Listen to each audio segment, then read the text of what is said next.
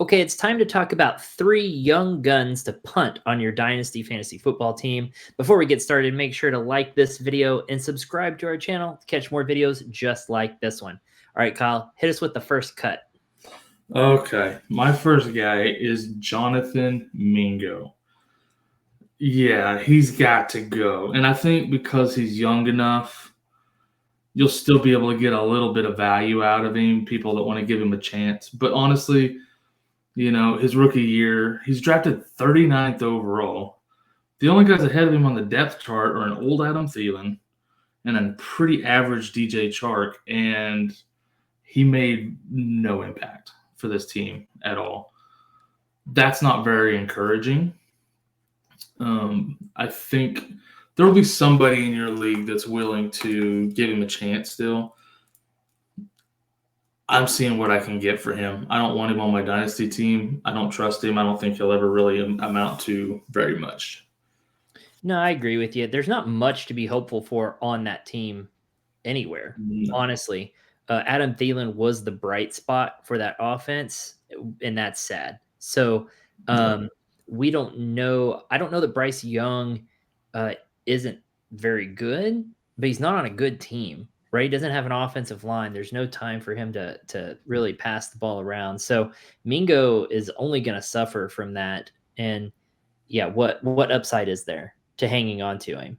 Meh, not really any. Someone somewhere will have the roster spot to give and be willing to take a chance on him. So maybe you can get just a little something back. Maybe upgrade your tight end position. All right. Who's your number 2? My number 2 is Dameon Pierce. He had such a promising rookie year.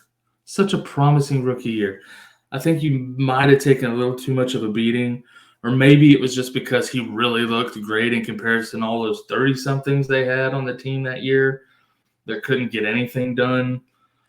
I don't know what it was, but this year came out ineffective, quickly fell behind Devin Singletary. By the end of the season, Dare Ogunbowale was getting more carries than he was. I think that 2022 rookie year will still carry enough weight. You can get something for this guy, for somebody. Find a Texans fan on your league or something. But I'm trying to sell this guy. I'm trying to get as much as I can out of him and just get him off my roster. Yeah, technically he's still listed as the starter within Sleeper. So that will help with your trade value. There was so much promise, like you said, in his rookie season, running behind a horrible offensive line and a horrible offense and still producing, right? I think there was just enough volume there to really pad those stats. And then when he didn't get that kind of volume, it kind of showed that that was the reason why he was getting those kind of stats. Yeah, he was outshined by Devin Singletary, who maybe just a victim of the Buffalo system, but wasn't really this bright star in his career either, and then came in and really made Dameon Pierce not look so great. So I think now is the time to sell him before another season happens that reflects this last one and you lose all value. Or before they sign or draft another running back for even more competition. Yep. Which could very possibly happen. You have from now to free agency in a little over a week. Go. You have about a week. Go. Awesome. Okay, who's your next one? All right, last but not least, Mr. Quinton Johnston for the Los Angeles Chargers. Now, trying to ruffle some feathers? Now, I want to say this. If anybody paid attention to FFA and Captain's content last year on rookies, then they would have known then that he wasn't that good and probably was not going to succeed in the NFL. But now everybody's seen it, right? They had season-ending injury to Mike Williams. Keenan Allen missed a significant chunk of the season. Josh Palmer, he couldn't beat out Josh Palmer for targets when he was in there and healthy.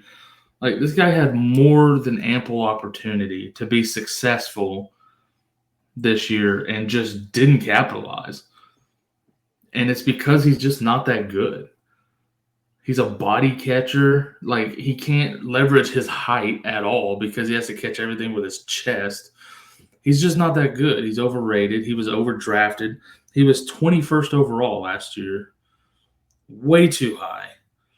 And I am trying to see. I think he still carries enough name value from being drafted so high last year.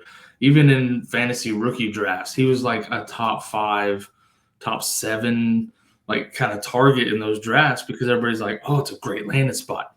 Allen's old. Williams is old. He could be the number 1 there in a couple of years. Yep. Well, false. That's not going to happen.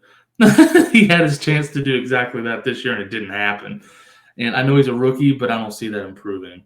So, well, but you only had you're 1 year in, right? So people maybe still have that hope with Allen and Williams getting older. There may still be some value that you can use to leverage in a draft because they're like, well, when they do move on. So some people are still going to think that. And so I think you have to take advantage of that. Unfortunately, from what I'm hearing, is that the Chargers are probably going after another wide receiver in this draft. And to me, that speaks volumes of what they think of Quinton Johnston. So, yeah, I'm not trusting him. I'm not liking that. The only thing I can say is just like, what a waste. You know, what a waste of just size and athletic ability. a waste of a draft pick for the Chargers, honestly. Like, Just a waste. if you can get a pick for him, if you can get a player for him, there's whatever you can get, honestly. Like, I would take probably any kind of a pick for him this year, but like, I would be okay trading for like a Treylon Burks even, or, you know, there's a whole bunch of guys I can think of, but I think he's going to have enough name value still, and because he's only a year in, that somebody's going to want to take that chance. Yep. But I'm not one of those people. Same.